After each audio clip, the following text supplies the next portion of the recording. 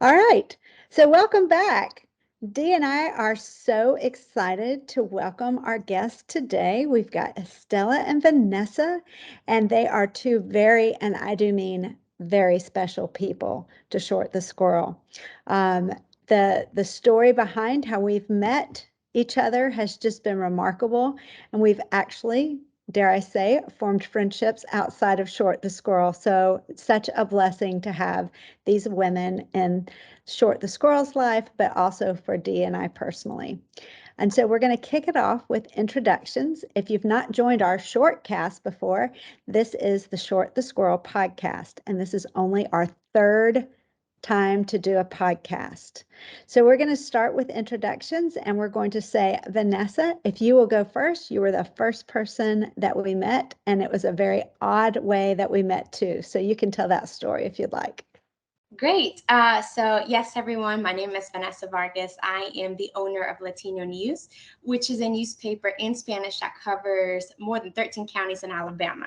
So I've grown up, I'm originally from Colombia, the capital, Bogota, but I was raised here in Alabama since age 5 in good old Etowah County, in a city called Rainbow City. I was always looking for the rainbows. Uh, my encounter with Short was during pandemic. It was through a LinkedIn. Monica would kind of reached out to me and she's like, "Hey, I have this idea." Every great idea starts there. And basically, she's like, "I'm working on this literacy program, and we're really wanting to reach Hispanic." So we just really started networking. But honestly, it was more like a brainstorm session, and just, "Hey, Monica, this is a need.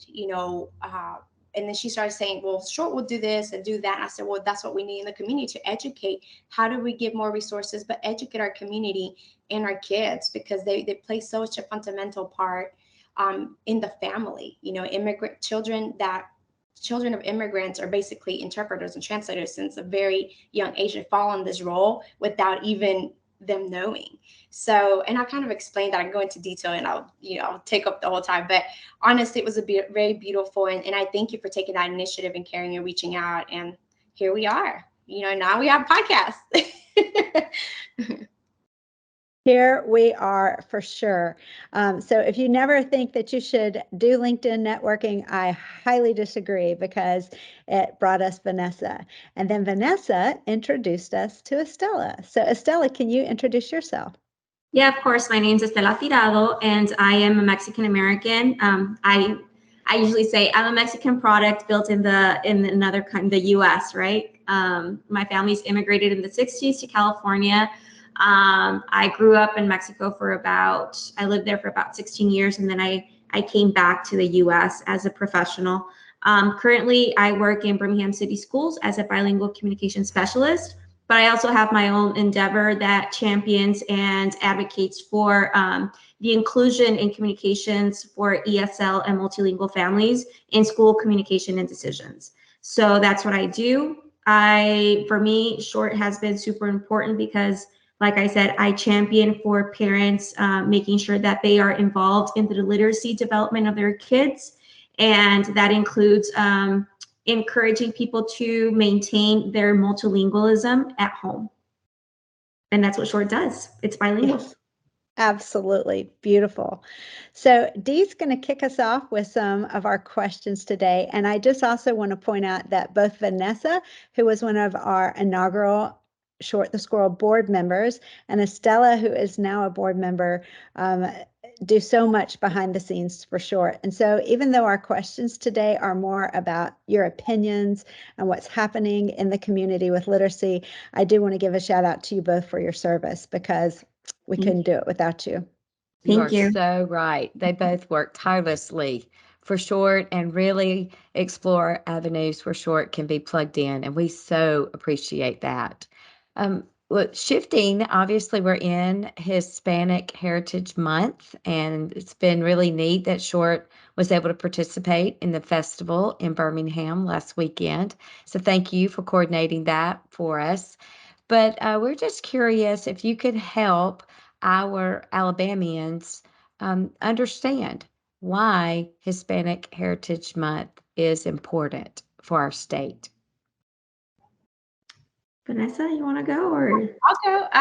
So because I'm in the media business, a lot of my roles, I always tell people I'm a connector. Stella and I, we network a lot and we know people. We almost know the same type of people. But for me personally, because I do this work of connecting, as a Latina, Hispanic heritage means being able to show how our community is passionate, adaptable, and resilient. That's really what it all encompasses for me. Yes, definitely. It's showing like what we've done in our contributions to the US, but also for me, it's super important to maintain that history alive. If we go into our textbooks, we don't see that much Latin American history. And a lot of our children need to know about that. They need to go to know how great the civilizations of the Aztecs, of the Incas were, the contributions they made to humanity. So for me, it's super important not only to highlight the contributions of Hispanic Americans, but also to uplift and to maintain the Latin American history that we have, which is great and so important. Gosh, that answer just really gave me chill bumps because I was thinking that's so true. You only hear certain pieces of history, and history is so large and how it's all intertwined. It's very important.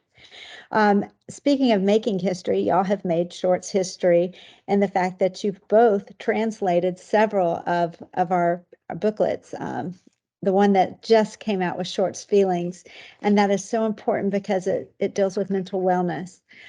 How do you think, and you both kind of touched about this earlier, but deeper, how has the short program been helpful for our Hispanic Alabamians? Like, how is literacy so, especially bilingual literacy, important to our families? I'll start, and actually, before I give my answer, because mine is more pushing. When we first introduced ourselves, it was more like, how can we flourish this idea, right? And Estella has the whole education background, so she could probably talk more in depth in that. But for me, and I was going to show you this. This is how it actually started for like the podcast viewers. It was me, highlight. Okay, this is what this means. This is to be translated into this, and then writing out what the mistakes, making sure corrections were done, the edit part. I just wanted to show this is how it was kind of basically done. We got a PDF and they got printed and then we corrected. And that was kind of like the process of back and forth, because it's important to say that, we all work remotely with this. We're all volunteers. And so I'm in Birmingham. Dee and Monica, y'all are in Montgomery or Troy, moving all around the south part of the state. But so for me, when I started, why I got involved in short was because reading really does strengthen, not only, I think as a young kid, even for me, I can only personally speak for me, reading inspires, right? And you can almost, it's like self-taught, or you can self-teach yourself. Now you have like YouTube and all stuff, but reading really helps you self-develop, become more self-aware. So in my mind, when the vision was brought, I was like, well, this is great. Kids can be at the court. This is the first one, short at court. I said, and it shows in very simplified words or language, what are some of the proceedings that you go through? And I think it was the simplicity of it that will help people understand, very straightforward, versus all these, you have laws, textbooks, that it doesn't simplify. And then it's in English, right? And then when we talked about the translation part, not everyone's from Spain, so that the Spanish from Spain is not spoken here. It's more like the Latin America, and just trying to educate, even when working on this project, the importance of that. Gosh, thank you for that. Estella, I'm going to ask you to respond to that. I'm also going to show Short Gets Sick, because I just had this next to me. Actually, I have to give credit to Chelsea, who's our producer, who just ran and picked this one up. So what Vanessa is referring to is each one of our pages, it speaks in English and then in Spanish to the storyline of Short. But down here at the bottom, I'm not sure this is showing great on film, but that it's got the adult fact in English and the adult fact in Spanish. So it's truly a family literacy momentum. So Estella, if you could respond. Yeah, of course. And you just touched the key words that I was going to start with, which is family literacy. We often say, oh, kids start learning, school starts when they're 5 years old, but the learning starts when they're 4 months. or earlier. Even when they're in their stomach, they're pregnant, they're starting listening to words, they recognize. And there's a study even that says that it's possible that babies are bilingual, even when they're born, because they start to differentiate those words and those tones, etc. So what I love about Short is he's bilingual. So it gives that opportunity for our kids and their parents to have story time at the same time, conserving the both languages, The words are simple, like Vanessa said. So a kid that is maybe in kindergarten or in first grade that is starting to read, the words are very simple for them to start wording out. And the parent can also read to them in Spanish. And it's an engaging in both languages, and it has those adult facts that makes it interesting for the parent as well. And for me, it's super important to encourage parents and let them know that they're the first teachers of their child. So if they can motivate them to read starting 10 minutes, then 20, then 30 minutes throughout the day. And Short is a great tool. I recently introduced it to a group of mothers that I work with in early language talk, and they loved it because, like I said, it's super simple. It's easy to describe, and it engages their kids. So that's how I think Short is super important for our families, and it's an asset. Both of you have really honed in on the fact of reading to your children and how important that is. And so I've got to know, what was your favorite children's book? So I always have several, but I have read one of my favorite books that has been introduced to me, and it's for kids and for girls. It's about this one. It's been translated in several languages, but I'm showing the Spanish version. Mm-hmm. And it's basically night stories or bedtime stories of rebel girls. And it's basically 100 immigrant women that have changed the world. Wow. And really, it's a book about women that they're immigrants, like the cover says. But they really shows like this girl's from this woman is from Mexico, and she came to the United States.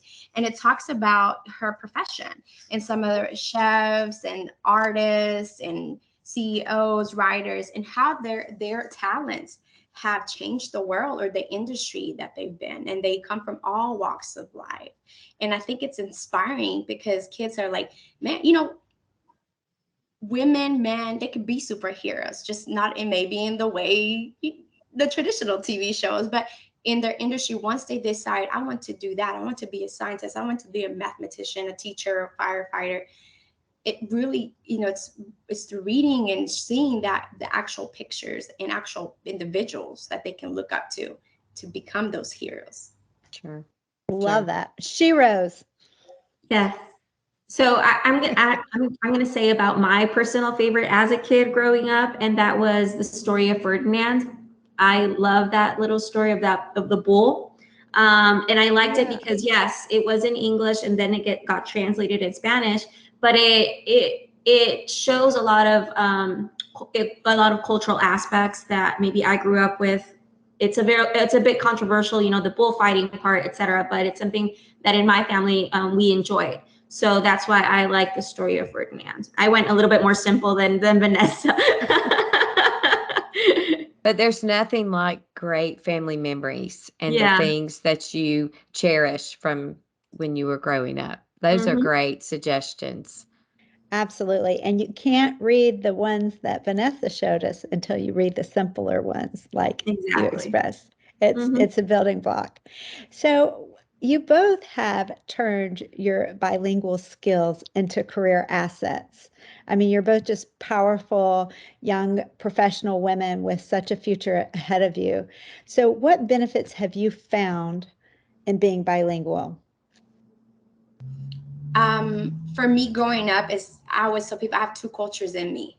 I was raised here, but also my parents made sure that I kept my culture, my traditions from Colombia. So I truly see myself as a connector. I try to constantly teach both communities and in my own community, all Latinos, are constantly teaching me the different traditions as well, and I incorporate them too. Like a lot of people don't know, like in Colombia we don't eat spicy food. Like that's not a thing. If anything, we run away from spiciness, and our spiciness is more vinegar based. But having Mexican friends and Guatemalan friends, they teach they teach you a little bit of the cuisine, and now I'm like, oh, salsa Valentina, yeah, I gotta have some of that, or some tahim. Tahim is using the vegetables. I can do that. I can do that all day. So it's beautiful that being bilingual, you can also communicate with the Anglo community and the Spanish speaking community, and just bring them together. And it's really a lot. What I see, it's not that complicated. The language is a barrier for sure. But if I don't have that barrier, I can educate, and if people are open minded, like, well, you need to do this, you need to do that, and not so you need to do it, but it's introducing them to the different traditions and the cultural aspect of being a Latino, and saying, hey, we're not all Mexican, we're Colombian, we're Puerto Rican, Venezuelan, Peruvian, etc. So I see it more as a connecting and bringing my both cultures together. Love that. For me, besides the employment of being, most of my jobs have been because I am bilingual. But like Vanessa, I'm a community engager. I usually am like that link between Anglo and immigrant Hispanic families and community. And mostly, I think the benefit that I've seen, and it's personally, is that I have been able to be that vehicle of information to parents. Sometimes they have trouble understanding a certain form or a certain benefit because it was maybe translated, but it was not culturally translated, making sure that they understand customs, that they understand processes, etc. And that's the benefit I've seen with my virtue or my skill of being bilingual and bicultural. Being able to, like Vanessa said, advise both sides of the party, or both sides of the equation, and make them kind of aware of where certain persons are coming from. Because what I say, and I always put this in my bio, I think immigrant communities are very rich. Their cosmovision is so important that they add value to our way of life. And sometimes it's important to explain that their cosmovision is different than ours as Anglos here in the US. So that's how I see the benefit of being bilingual and bicultural. That's great. That's just great information. I'm curious about advice you can offer parents or students. We are definitely seeing so many children who are saturated with English at school. And then when they return home, they're saturated in Spanish. And so what piece of advice would you offer both the parent and the child in bouncing between the two? You can go first. Okay. I would add a third party, which is teachers as well. I would say, yes, saturate your kid with both languages. At home, maintain and nurture the home language, the mother tongue. Because many parents, when they get here, they start saying, I don't want my kid to speak Spanish because of certain norms or history that Spanish was maybe frowned upon. So actually, and I say, no, it's an asset. It's a skill that is going to be needed later. So, but that also needs to continue at school. Teachers also have to be very aware if that they have a bilingual kid to try to nurture also the maintaining of that language. I understand we have like state testing and evaluations and ACAP and the Alabama Literacy Act that kids need to have to read at grade level in third grade. But we also have to be important and aware of the cultural and the home situation. And I suggest that they do what they did with me at home, is that through kindergarten, through first grade and second grade, I learned to read and write in English at school. But at home, my mom would sit with me 10, 20 minutes with materials in Spanish so I can fully grow up fully bilingual, fully literate in the two languages. So I say, keep on doing it. Make sure that your kid does not lose their language. I second what Estella said, but I think for me, we talked about being, who do you look up to? And for the kids, I want to say, being bilingual is a superpower. It might not seem, sometimes it feels like, oh, it's a weight, why did I get stuck with this? Now I have to translate or interpret for my parents, but it is valuable in the long term, in the future. So it is a superpower. As far as like for the parents, the kids will learn English. I mean, because again, we go back Estella was talking about the history that incorporated Latin American history and all that stuff.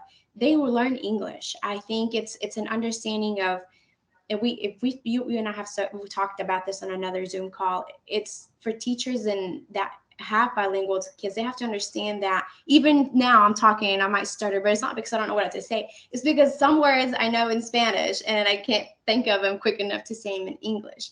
And that might be like, the downside of being bilingual sometimes.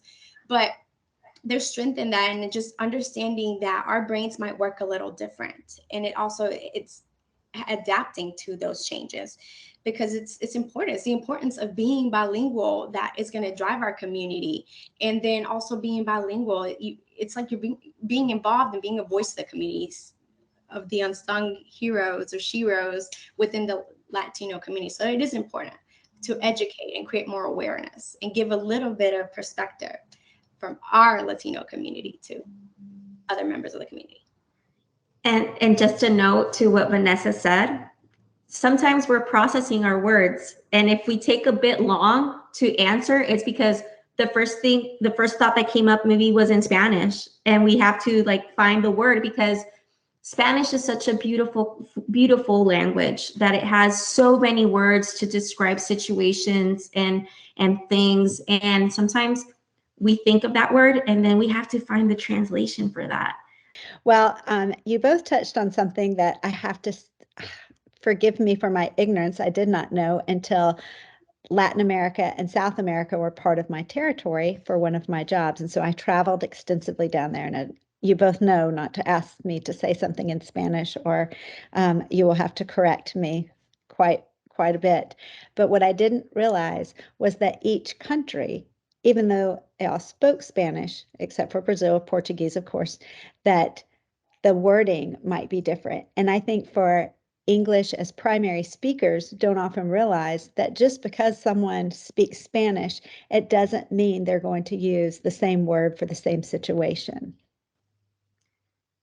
And that even happens here, because if you are a third, fourth generation, like the word troca, right? It's a pickup truck. And then Latin America is like, a troca, what is that? Or mopiar, or, words that have a bit adapted. Yes, English words. And that is very true. I think one of the examples that I always give is like the way you say pen is said in so many different ways. Like esfero, pluma, bolígrafo, lapicera. So yeah, it's exactly. There's so many ways of saying. And like my favorite snack, popcorn.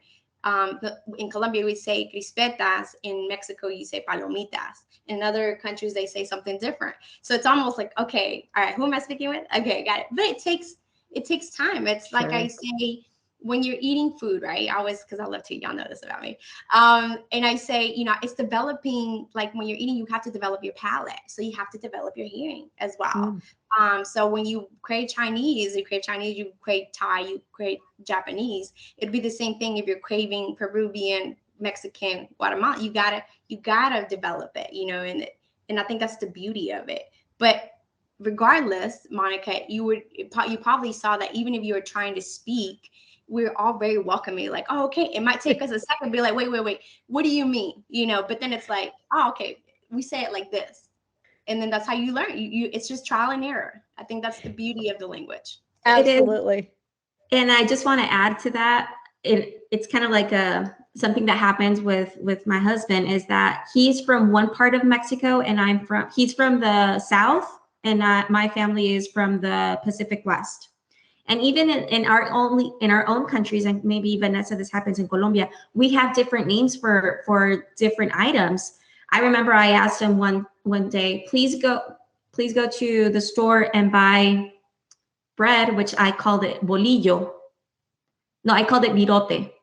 And he looked at me, he's like, what do you want? I'm like, virote. He's like, I don't know what you're asking. I'm like, I want a piece of bread. He's like, oh, we call it bolillo. So just in the same country, 10-hour, with a difference of 10-hour drive, we didn't understand each other. We had a different name for things. Mm. And Isn't that interesting? No, go ahead. I said, that's so interesting. Yeah. But even in the United States, it can be that Yes. way, right? Mhm.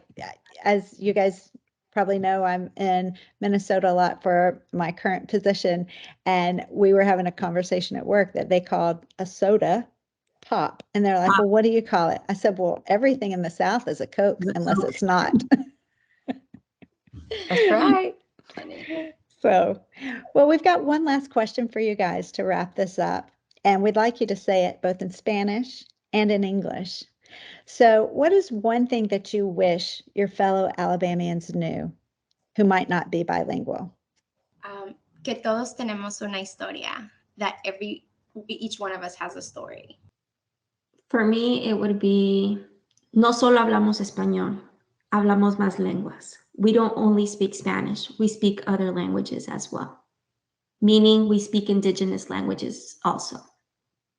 And y'all speak the language of Short the squirrel for sure. That's right. And so with that, Dee's going to wrap us up. Well, we just continue to say thank you, thank you, thank you for all that you do for our organization, and more importantly, what you do for the children and the families of this wonderful state in Alabama. And we know that you're going to do amazing things, and we are so thankful that you're on Team Short. Thank you so much for the invite. Really appreciate, and I appreciate also the openness and the work in making sure that this touched our community and continues to touch our community. Correct, because a lot of people don't know, being in a nonprofit, that it's a lot of volunteer and a lot of things happen behind the scenes, whether it's looking for funding, organizing. Yeah. Yes, in case anyone's wondering, everyone you see here has been paid $0. Exactly. But gosh, the reward is huge. That's right. So, it's not always about the money. It's about making a difference. And thank you for being intentional. I think that's one of the biggest things that I got involved, because there is a need, and you guys were or you ladies weren't intentional about the purpose of making it bilingual. And maybe in the future there'll be more other languages, but Hispanics are the largest minority group in Alabama or in the United States. So thank you for being intentional. Absolutely. Well, we're going to say adios.